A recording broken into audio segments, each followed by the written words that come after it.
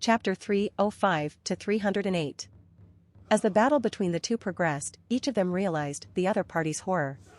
His speed is so fast, muttered Fugaku in amazement.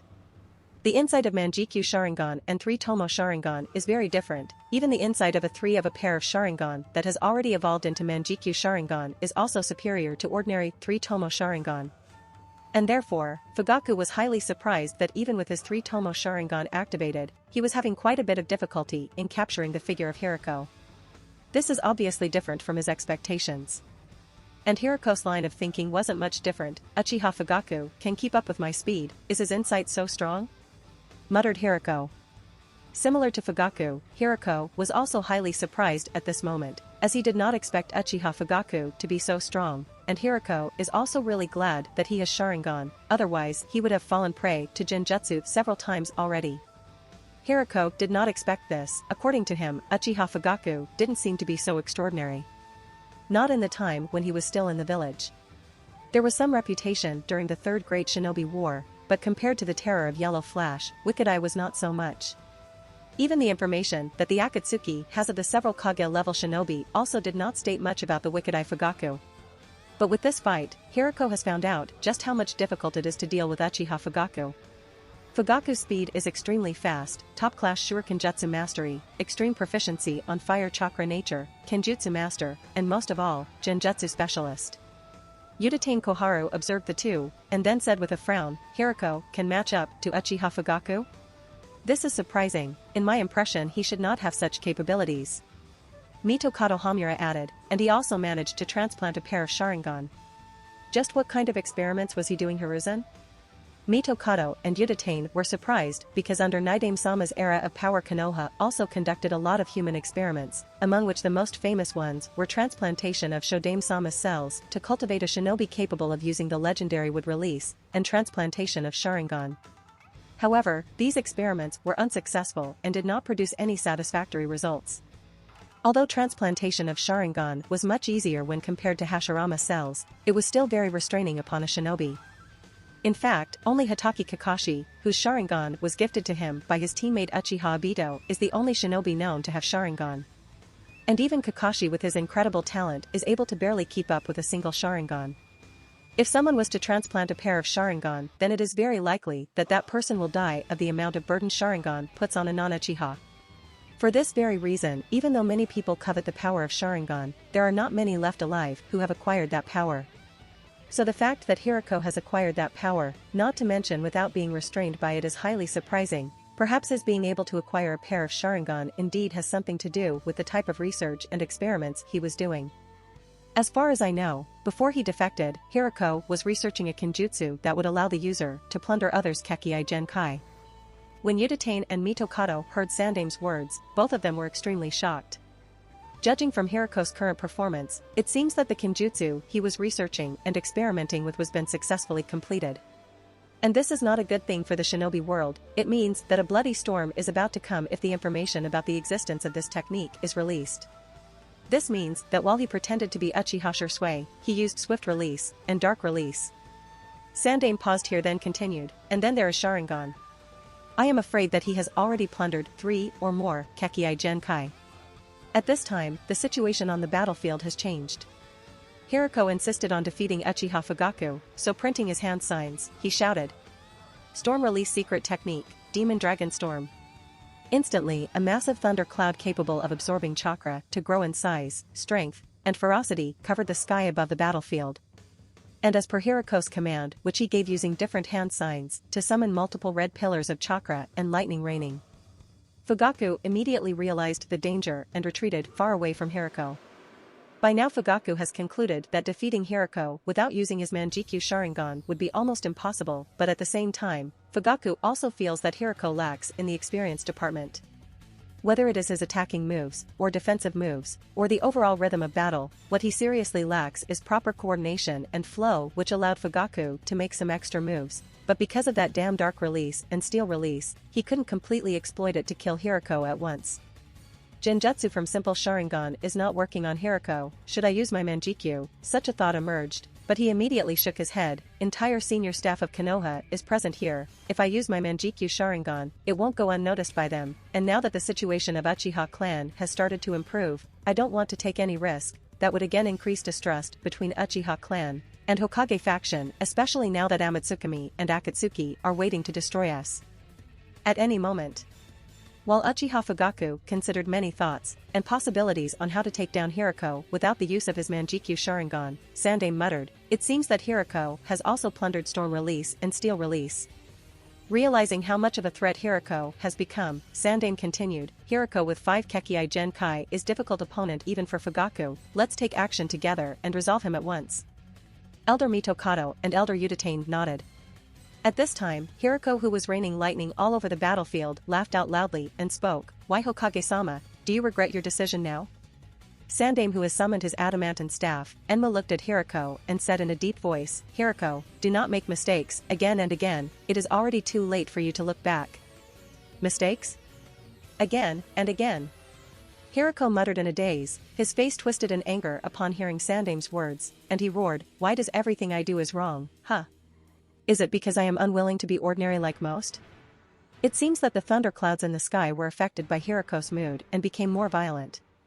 The rain of lightning from the thunderclouds became stronger and more frequent. Standing at the center of the thunderclouds, Hirako glanced at all the Konoha shinobi around him and said viciously, "Today, I will make you realize just who is wrong." Speaking so, Hirako increased the amount of chakra supporting the thunderclouds, thus further increasing the radius of thunderclouds and rain of lightning. Everywhere lightning fell, fire would be lit, and things would evaporate. Some of the shinobi even suffered heavily from the lightning, and instantly lost their breath. At this moment, Sandaime signaled Fugaku, who instantly understood Sandaime's intentions and rushed forward to engage in a battle with Hirako. "Haven't had enough, huh?" Hirako roared, and violently waved his steel hands that were covered in lightning. With Hirako engaged in battle with Fugaku, Sandaime also rushed towards Hirako with his adamantine staff. With just a step forward, the length and girth of Enma increased and it seemed to be ready to slam Hirako into a pulp. Seeing the staff coming towards, Hirako grinned madly. He decided to not dodge that incoming staff, and shock Sandaime just how hard is his steel release. Heavily kicking Uchiha Fugaku in the gut, Hirako stood straight, with his arms opened wide, and said with a smile, "Any of you attack is meaningless against me." Smash. Crack, break. Just as his voice fell, and Sandaime's staff smashed on his waist, and instantly his face changed from a mocking look to a shocked and painful look. Boom. Boom. Boom. Boom. Boom. Before he could react, Hirako flew out and collided with several walls far away. He broke through the first 4 walls and stooped at the 5th one with half his body buried inside that wall. As the dust and smoke cleared, Hirako got up. This time he no longer had his previous arrogant look, but a painful one filled with embarrassment and anger. Damn it, damn it, damn it. Although the staff only broke a few of his bones, what hurt him more was that his pride was broken. Embarrassed in face of Sandaime Hokage, the fact that he flew out so easily made him lose his face, and the last thing he wants now is to lose his face in the face of oh so detestable Hokage. Just as Hirako wanted to fight back, several chains that were wrapped in some sort of shadow appeared out of the ground and instantly restricted his movements. His feet bound to the ground, and his hands restricted by the chains too. But the chains wrapped in shadow did not stop there and started coiling around him. At the same time, he felt someone invading inside his consciousness and had to severely resist not to lose himself. Trying to resist mental invasion made Hirako's face twist in pain. But that wasn't it. The very next moment, Mitokado appeared behind Hirako. He was carrying a very large scroll, and putting the scroll on the ground, he made hand signs and tapped on the ground. After having completed the ritual, Hirako's perception has obviously increased very much, and sensing the chakra fluctuations coming from his back, he suddenly felt a great threat. He knows that if he doesn't do something immediately, then it is very likely that he will die here. So, Hirako immediately looked up. The synthetic bird that was being bullied at the hands of Hyuga brothers, a Kimichi patriarch, and several other shinobi instantly swooped away from them and went towards him. With the arrival of the synthetic bird, Hirako's hands and legs suddenly exploded, breaking away the shadow chains, as well as his 4 limbs. Now with all of his limbs gone, the leech stored within his body instantly took the empty place, and he leaped high up using those make-up limbs, landed on the half-injured bird's back, and hurriedly shouted, "Quickly go! As soon as he landed on the back of the synthetic bird, he immediately ordered it to go and did not even dare to look back. Boom. Just as he was going, the back of the synthetic bird suddenly exploded, but thankfully it wasn't that damaging and the bird could still continue its flight. Hirako never expected that even after having absorbed 5 Kekii Genkai, he still couldn't manage to hold his own against those people, and had to retreat at the cost of sacrificing his 4 limbs. Outside Konoha village, Might Guy carried unconscious SiswiZz on his back, and followed Kakashi as they galloped through the woods. Behind them were a large number of Umbu of the root subunit led by Shimura Danzo. He was at a loss at this moment and muttered, "How did things turn out like this?" "Sigh, I don't know." Kakashi's face gloomy, although he has yet to figure out the whole situation. He has keenly noticed that their Team 11 has become prey to a certain conspiracy. Guy asked, "Do you think that the mission Kuroto is assigned to has something to do with what's going on here?" Kakashi wasn't sure. The mission that Kuroto was suddenly assigned was unknown to the other members of the Team 11. And Yuzuki Yugao, who was temporarily assigned to Team 11 as a replacement for Kuroto's absence, was sent to watch over Uzumaki Naruto by him. Hopefully, she will safely bring Naruto back to the village. But there were more important things they have to consider now, which was the information about the assassination of Sandaime-sama, whether that is true or not. What do you think about the information about Sandaime-sama's assassination? Guy glanced at SiswiZz and said, "We know that it wasn't SiswiZz, so there is no doubt about that." Kakashi nodded, "Right, it wasn't SiswiZz, and I don't think that the Uchiha clan would choose to do anything of the sort at this point, so the only other possibility is a comrade of that masked man. He did have Sharingan, so it is possible that his other comrades also have Sharingan, and this attempt was likely either related to Akatsuki or Amatsukami." Sigh. "I hope that Hokage-sama is safe, otherwise the situation could turn worse for the village." Guy said, "Do not worry, Kakashi, we must trust Hokage-sama, he will be safe." Kakashi helplessly shook his head at Guy's optimism, then glanced backward at the chasers that were following him, and muttered with a frown, "If this goes on, we will be overtaken by them sooner or later." Guy asked, "So what do you suggest?" Kakashi thought a little and said, "I will hold them, and you will take SiswiZz to Team 11's 4th rest house. After I lead them away, I will meet you there." Because Umbu shinobi have to perform several secret missions, so almost all Umbu have certain hideouts spread throughout the country as they can't interact with general shinobi or common folks during any mission. Guy hesitated a little. "Kakashi, you alone." Before Guy could finish speaking, Kakashi has already turned around facing the shinobi coming towards them. He did not glance back at Guy but said, "That's an order. Treatment of SiswiZz's injuries cannot be delayed. Go, I will meet you at the hideout as discussed." After speaking that, Kakashi did not wait for Guy's response and rushed towards the crowd of shinobi, as a very familiar chirping of thousands of birds rang throughout the forest. Looking at the determined back of Kakashi, Guy nodded, "Do not die, Kakashi, you are my eternal rival, you are not allowed to be defeated by others." Leaving that sentence, he did not hesitate anymore and rushed towards the hideout. Kakashi shook his head helplessly after hearing Guy's words, but he had a smirk under that mask. In Konoha village, currently, everyone had a gloomy expression as Hirako managed to escape with the help of his synthetic bird. At the last moment, Hirako so decisively sacrificed his limbs which somewhat shocked everyone. Nobody considered the possibility of his limbs being able to suddenly explode. But that aside, now they have to consider the threat of Hirako several levels higher than he used to be. Hirako's strength, although not fully displayed in the battle against Fugaku, still showed what he is capable of should he gain enough experience in using all the 5 Kekii Genkai in perfect combination. Dealing with Hirako in a one-on-one battle has already become impossible, and who knows what kind of monstrous existence will he become in the future. It would require at least a team of shinobi with very high group strength and perfect coordination to be able to deal with Hirako. And nobody knows whether it would be possible to defeat him even in that situation, so defeating him currently when he is still not at his 100% potential was a diamond opportunity. If they had gotten rid of Hirako just now, then not only they would have managed to eliminate a shinobi who harbors deep hatred towards Konoha, but also destroyed Chimera technique, as well as also obtained internal intelligence of Akatsuki. But unfortunately, the chance was missed, and now it would be extremely difficult to kill Hirako next time. With broken fragments of chains remaining in her hand, Elder Udatane walked towards Sandaime and said, "Hiruzen, Hirako is too dangerous to be left alive. We must notify all the other shinobi villages about his existence and work together to eliminate him.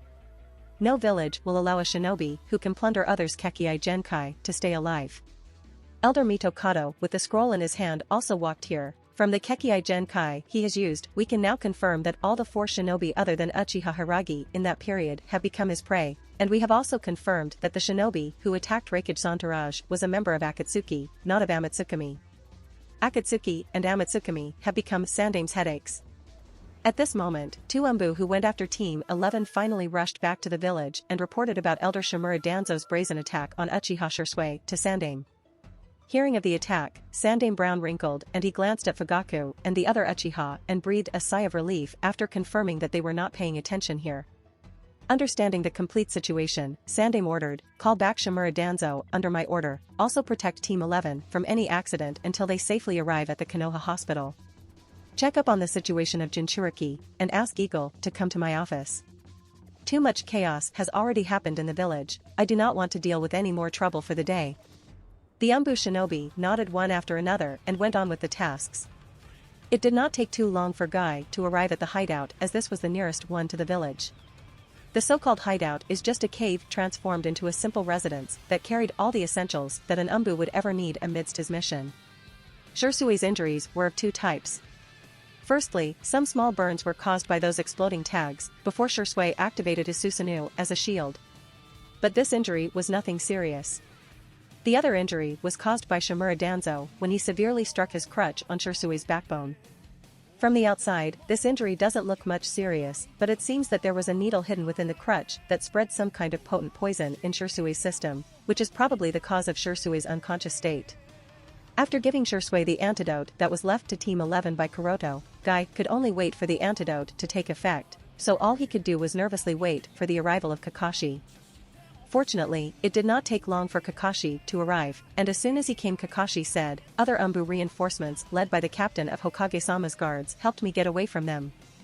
Guy nodded, and explained Shisui's injury to Kakashi in detail, and then added, "I was not sure whether the standard antidote distributed to Umbu would work, so I used the antidote given to us by Kuroto. I hope it works." Kakashi nodded and then said, "Now let's go back to the village." Guy said, "But what about Danzo-sama?" "First and foremost, Danzo-sama do not have any authority to order us around or declare us as defected nin, moreover other Umbu shinobi have already displayed their stance by protecting us, so we have nothing more to worry about. In fact, I tend to think that the reason he attacked Shisui was also purely acting upon his greed, because he wanted." Kakashi stopped halfway through his words and did not continue anymore. In any case, Shimura Danzo is one of the elder advisors of Konoha, as such Kakashi did not dare to voice out his speculation about Shimura Danzo's malicious intentions towards Uchiha Shisui without any conclusive evidence, as that could be counterproductive, even if it just him, Guy, and unconscious Shisui here. In the forest, near the Uchiha clan, the Kunoichi Otoyumi is tied to a wooden cross, with her hands and legs not capable of moving even an inch, surrounded by the cawing of crows all around. Wherever she looks all she sees are an uncountable number of crows, in this unclear and mysterious world. And even though she realizes that this is most certainly the result of a genjutsu, she is still unable to break free of it. Much less breaking free, she can't even open her mouth here. Even if she wants to shout or cry from the pain of thousands of crow feathers piercing her per second, but there is no cry, only pain and agony. At this time an indifferent and omniscient voice sounded. "You dared to touch my Otudo, that was your biggest mistake. Now suffer in these hell flames until not even your ashes are left behind. Amaterasu." And the sudden appearance of black flames of hell was all she saw before she ceased to exist, not even a cry of pain escaped her mouth. With Otoyumi gone, Itachi crouched on the branch of a tree, his hands over his both eyes. He felt a deep pain in his eyes, it felt as if needles were being pierced in his eyes, but that was nothing compared to the pain he felt when he saw Sasuke being strangled to death. A while later the pain finally ceased and Itachi walked back to the Uchiha clan. He wasn't worried about Sasuke because he knows that Sasuke has already safely reached back home via a side trip of making a friend. On Uchiha Tsukihai's side, Tsukihai slowly put down her hand from her right eyes and said, "That idiot, he actually dared to resist Sandame-sama's Enma staff. He was being a bit too arrogant, doesn't he know that Sandame-sama was able to push back Kyuubi with that staff?" muttered Tsukihai as she continued to run in the direction of Death Forest. Before her departure, Tsukihai had already left behind a few crows which helped her monitor the progress of events after she retreated. So Hiroko's cool debut, arrogant performance, and finally, a pathetic escape where he almost lost his life were all seen by her. After shaking her head in disappointment, Tsukihai let go of any thought related to Hirako and muttered to herself, Team 11 did not show up here from beginning to end, what exactly happened to them? Forget it, with SiswiZz, Kakashi, and Guy present, there is hardly anyone who would be able to endanger all of them at the same time, and as long as even one of them is safe, all three of them will be safe. For now, I should hurry to my secret laboratory, store this clone body there and then come back with the main body. Returning the soul back to the main body proved to be much easier compared to what Kuroto had to go through earlier. There was instinctive guidance, as such there was no need to keep track of the directions. Moreover, the return speed was also several times faster than before. Before he knew it, Kuroto's soul was already back inside his main body. Phew. Coming out of the tree hole, Kuroto stretched his body and felt a bit refreshed. Since the seals placed around the tree hole were not damaged, so Kuroto was sure that no people or animal dared to approach the tree hole during the absence of his soul. For which Kuroto was really glad, as he wouldn't have to bother wasting time in hunting some irrelevant people or beasts that would later become either his test subjects or will be fed to Okinabuta. At this time Okinabuta's nose twitched, and he instantly got up. Noticing that Kuroto has come out of the tree hole, he leaned over and tried to circle around Kuroto. But given his size, circling around shook the entire forest. Kuroto helplessly smiled and jumped on the back of this idiot boar. After patting the boar's head, Kuroto said, yes, this time I owe you a favor, I will be sure to send you a treat. As soon as Kuroto said this, hot air escaped Okinabuta's snout, which indicated that he was happy and excited for the treat. Although Okinabuta hasn't been around Kuroto for very long, nor has Kuroto summoned for Buta's help very much, however, every time Kuroto has summoned Buta, he has been handy in one way or the other. There is also the fact that Buta seems to have Kuroto imprinted in his mind as some sort of master or owner, probably because Kuroto fed him a lot of poison while he was still young, which might have been an act of kindness from someone's perspective. Anyway, this boar is now useful since he is almost as big as Gamabunta, which makes him a good summon beast as he is already very strong, and he also has an instinctive understanding of chakra, probably because of the pure chakra circulating within his body. After assuring Okinabuta, Kuroto deactivated the summoning and sent away Okinabuta back to his habitat. Kuroto himself also did not delay any longer, and after spending a few more days in the land of demons he decided to go back to Konoha. 2 weeks later, Kuroto returned to the village. The first thing he needed to do was to have a meeting with Sandaime-sama regarding the situation of Land of Demons, but it appeared that Sandaime-sama was seriously busy with village's matters as well as some other political matters, so he couldn't spare time to meet Kuroto right at the bat. As such, Kuroto submitted his report to Sandaime-sama and returned to his house. Whenever Sandaime-sama will have time, he would summon Kuroto. After coming back to the house, he was greeted with the sight of Yui, Cheyenne, and Teruho eating lunch. Seeing Kuroto's return, Yui hurriedly got up from her seat and greeted Kuroto. Kuroto-kun, you are finally back. Kuroto hugged her and rubbed Yui's back. There was a short silence as the two stayed in the same position. This was necessary to relieve Yui of her anxieties, but seeing Cheyenne's expectant gaze, Kuroto separated from Yui and walked towards Cheyenne. He didn't speak much, he just untied the Ryumyaku's gourd and gave it to Cheyenne, told her and Teruho to take this upstairs and they will understand everything.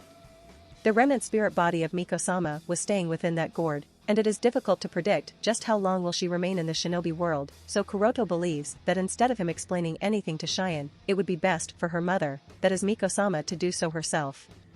That would be the best choice, as Cheyenne and Miko-sama will at least have the last chance to talk things out.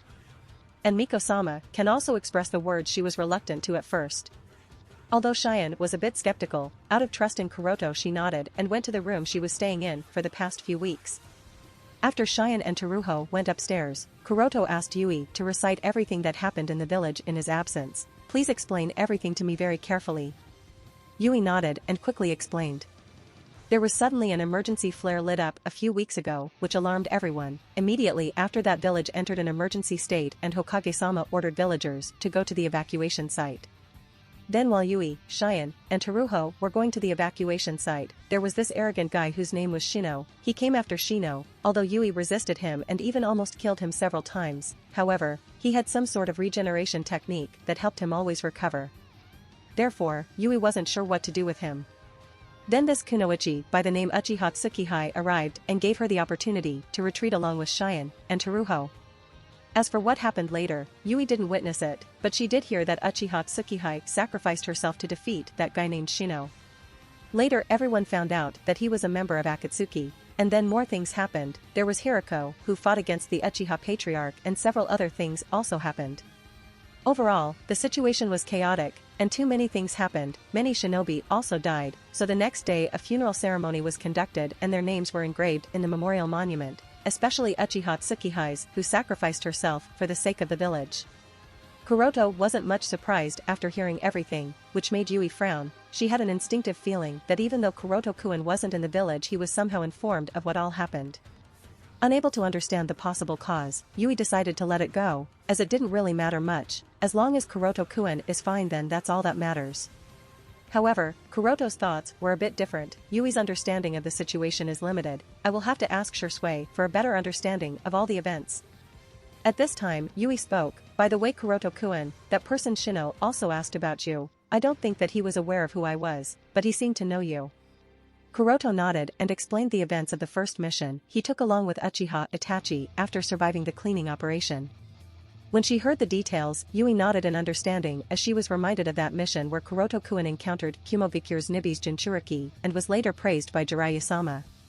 Later, Kuroto had some more discussion with Yui and then went on to search for SiswiZz. From SiswiZz, Kuroto get to know more information. It turns out that all the Umbu that went on to search for the whereabouts of Uzumaki Naruto searched all over the village and the surroundings but did not find him. Later, when they returned to the village and thought that Naruto went missing or was probably again kidnapped by someone of Akatsuki, they discovered that at some point Naruto had returned to his home and was immersed in a sound sleep along with another kid, who turned out to be Uchiha Sasuke. Seeing such a sight, everyone breathed a sigh of relief and asked the details from Temporary Eagle, who turned out to be Yuzuki Yugao, as she was assigned to cover up for Kuroto's absence in Team 11. Yuzuki Yugao explained as asked, and finally, the matter was resolved. But the situation was still not resolved as the other 3 members of Team 11 were still missing. Later on, that same day when Team 11 was returning to the village, they again encountered Shimura Danzo and his root shinobi, and a fight broke out. Danzo was hellbent on eliminating Uchiha SiswiZz for the crime of betraying the village. Hatake Kakashi and Might Guy on the other side were also damn stubborn. They did not allow Shimura Danzo to even touch Uchiha SiswiZz, so even though both of them played very well, but because the two were heavily outnumbered, so they both suffered serious injuries. It was at that time that Elder Mitokado arrived along with other shinobi and rescued the 3 members of Team 11 from Shimura Danzo. The Uchiha clan also caught the wind of this event and is fuming with anger that Shimura Danzo dared to take action against one of their elite clansmen. Danzo was also adamant and did not even bother to apologize. He used the excuse that Uchiha SiswiZz was the culprit who attempted Hokage's assassination and tried to compromise Kyuubi's Jinchuriki. However, this time, Sandaime severely reprimanded him and Danzo had to finally bite the bullet and publicly apologize to Uchiha SiswiZz. He was also ordered to stay away from the Uchiha clan, which everyone knew that he did not take kindly considering his sour expression. But considering that it was Hokage's order, Danzo had no choice but to obey regardless of his will.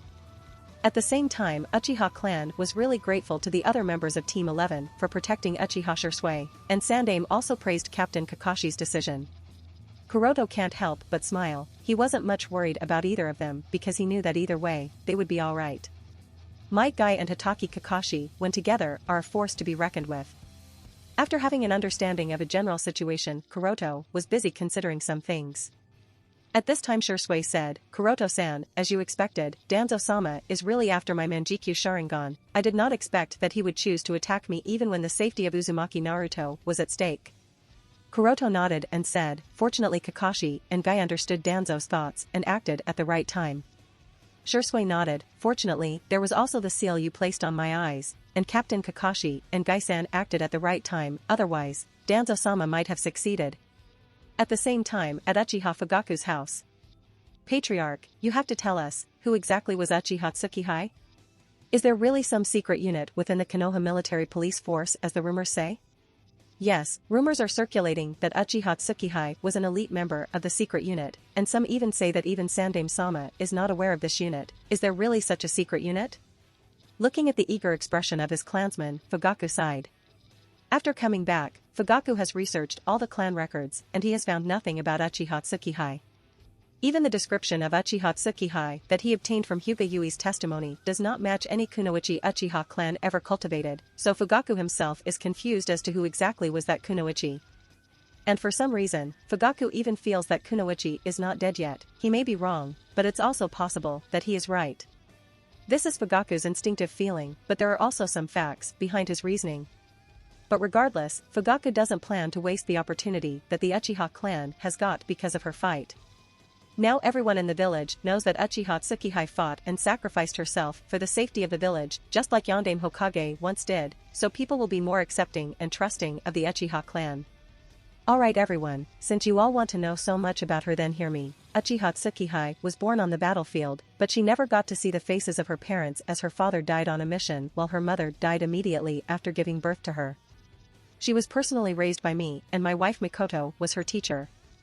As Tsukihai grew up, we came to know that she was suffering from a bloodline disease, as such she had to live in isolation, but that isolation was not here, not in Konoha, but in one of the old castles of the Uchiha clan. She lived there, trained there, and honed herself to be a kunoichi that her parents could be proud of, but her time, because of her illness, was limited as it was slowly killing her. Her greatest desire was to die as a true kunoichi, a kunoichi who dies while protecting her clan and village even though she never lived here. It's strange to think about it, but perhaps she did not think so. Maybe she wanted to leave behind something that all her clansmen could be proud of. She idolized Yondaime Hokage, and coincidentally she died the same death.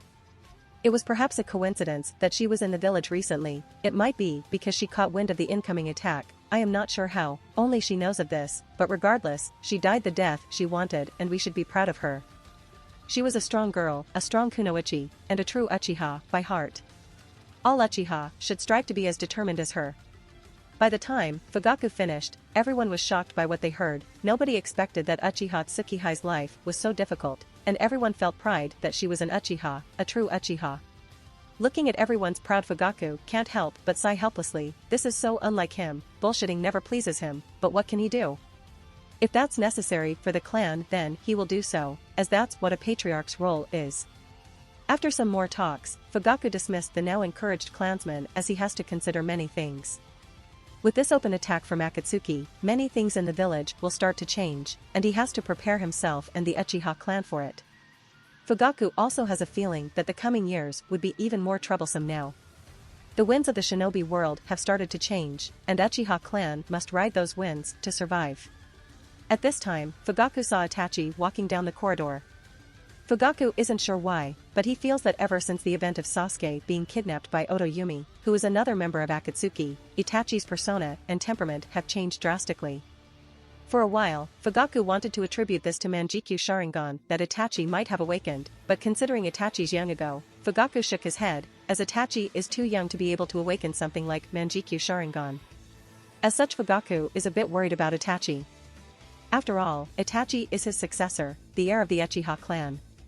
Fugaku even considered a possibility of mental trauma or guilt that Itachi might be suffering from, but he can't be sure. At least, Itachi's emotions seem stable, or rather too stable actually. Fugaku sighed. He will have to trust his son, because he knows that his son will never disappoint him. Someone who had the sight of a battlefield burned into his mind at the age of 4 will never be traumatized by such a small event. Who am I kidding? Perhaps it really is because of that. Standing in the corridor, Itachi noticed Fugaku's helpless sigh and asked with a worried tone, "Oto-san, is everything alright?" Fugaku folded his arms around his chest and said, "Itachi, thankfully you rescued Sasuke from the hands of Akatsuki, otherwise I don't know what might have happened to him." When Fugaku learned that his younger son Sasuke was almost kidnapped by a member of Akatsuki under the chaos of that night, Fugaku was both shocked, panicked, and angry. He doesn't know what he might have done or how he would have faced Mikoto should something have happened to Sasuke. Moreover, Fugaku is also frustrated at the shamelessness of these Akatsuki and Amatsukami members. The glorious, noble, and dignified Uchiha clan, from who everyone fears, have now become a vegetable market. Anyone wants an Uchiha, just come and take away an Uchiha shinobi. You want a pair of Sharingan? Just go to Uchiha clan and you can find a pair of freshly harvested Sharingan. There is also the rare variety of Manjikyu Sharingan. If you can't take them away, then just incite those awakeners, they will follow you, and bam, you get a pair of freshly cultivated Manjikyu Sharingan. Firstly, Shinichi and Kurumi, then there is also Homusubi, next Ryota, and Hideki, after which Hiragi was kidnapped by Akatsuki, then an unknown Uchiha Tsukihai appears and sacrifices herself, and now Sasuke was almost kidnapped by another member of Akatsuki. If this is not a vegetable market, then what is? And Fugaku, as the patriarch, is helpless, which is making him extremely annoyed. Itachi shook his head slightly and said, "It's my responsibility to protect Sasuke, I would do so at all cost. As expected of my son." The stern Fugaku showed a rare smile. "At least, my family is safe for now," was Fugaku's thought. Fugaku knows of Itachi's talent, and if nothing too unexpected happens, Itachi will surely grow into another Uchiha whose strength is no inferior to SiswiZz, and as the next generation of the Uchiha clan grows into strong individuals one by one, the value of Uchiha clan in the village will again increase. The status of the clan which was lost will also be recovered slowly. In that case, even if Hokage faction wants to suppress the Uchiha clan, they will no longer be able to do so. After all, there is only Hatake Kakashi who could be a Hokage candidate among the younger generation of the shinobi. But Fugaku knows this better than anyone than Hatake Kakashi because the Sharingan that he keeps with him will never be able to match SiswiZz and Itachi in their prime. So Fugaku has considered many things over the past few months, and he no longer has any desire for the coup. The major reason for this is obviously the heavy pressure from the external enemies including Akatsuki and Amatsukami, especially with the new technique that Hirako has created, which allows him to plunder others' Kekkai Genkai. If this technique were to get in the hands of others, the Uchiha clan will be in extreme danger from all parties. After all, Sharingan is undoubtedly the most superior Kekkai Genkai. So, to ensure the safety of his clan, Fugaku has even regarded Hirako as the #1 enemy. Of course, Fugaku did not know that his worries in regards to Hirako's techniques were almost unnecessary. It's because the ritual ceremony conducted by Hirako has too many requirements and variables that are difficult to be met by others. Secrecy, time, location, manpower, willpower, and many other factors are involved, and even then, there is no guarantee as there is also the factor of luck. Even Hirako himself also almost died, and it was only because of the secret technique he got his hands on from Yomi that he actually managed to survive. But since Fugaku did not know all about this, so it is natural for him to be worried. Sighing lightly, Fugaku asked Itachi, "Where are you going?" Itachi replied, "I am going to visit SiswiZz-san." Fugaku nodded and then added, "SiswiZz is under recovery, so he is not up to his full combat potential, so make sure to keep watch over his safety. I do not want to hear any sudden news about him suddenly going missing." Itachi nodded and then left SiswiZz's house. After listening to the entire story from SiswiZz, coupled with the information he obtained on his own, Kuroto concluded that Naruto wasn't Obito's goal from the beginning to end. The reason he even bothered to kidnap Naruto was to draw SiswiZz out of the village along with the rest of the Team 11, then had Hirako pretend to be Uchiha SiswiZz and attempt to assassinate Sandaime-sama to ignite a civil war between the Hokage faction and Uchiha clan. If Obito's conspiracy had actually succeeded, then I am afraid Konoha would have been finished.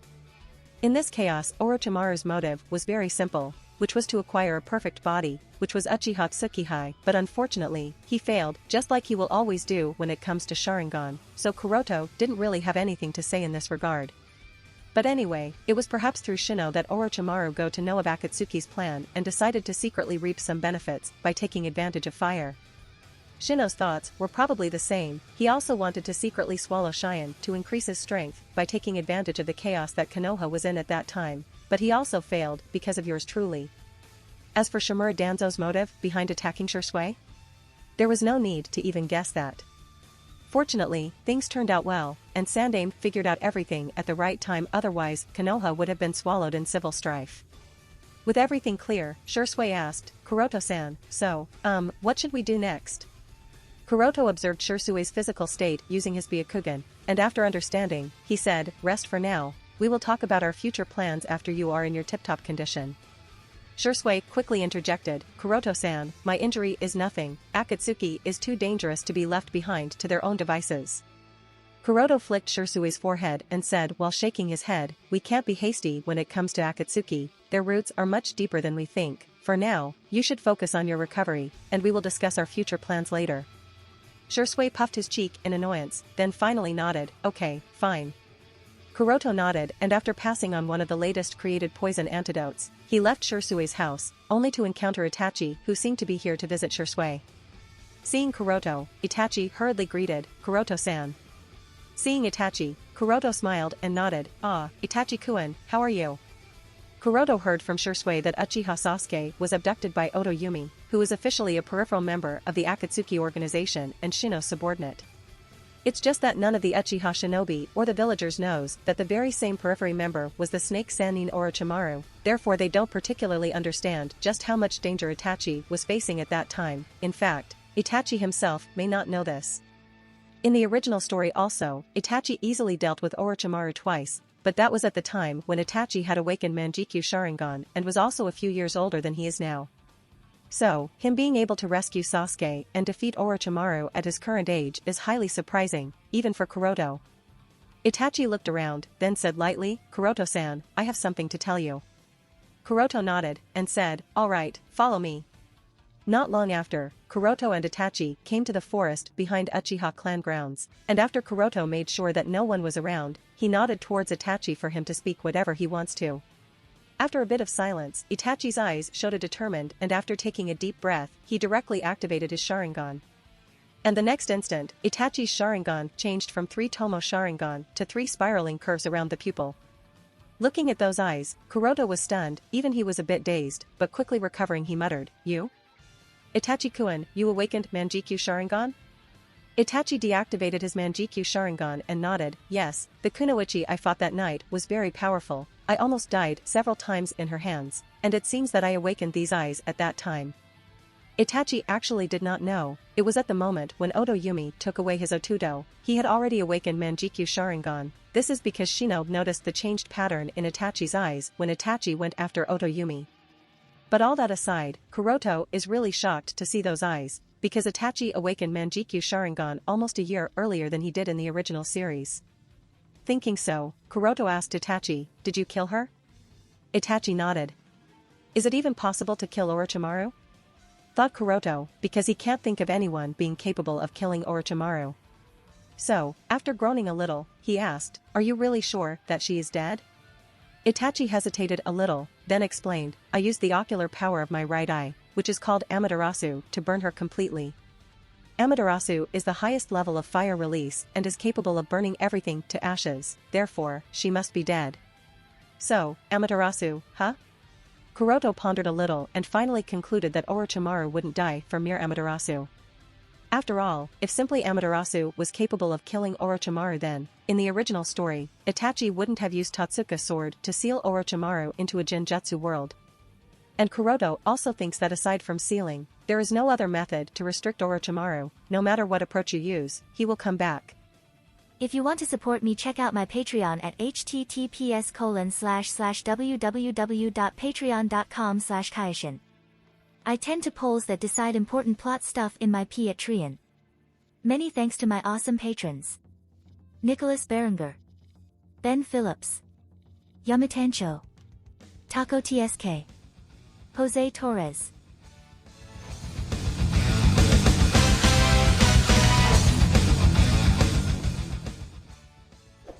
If you enjoyed the content, don't forget to give it a like and subscribe to the channel. I'll be here until next time.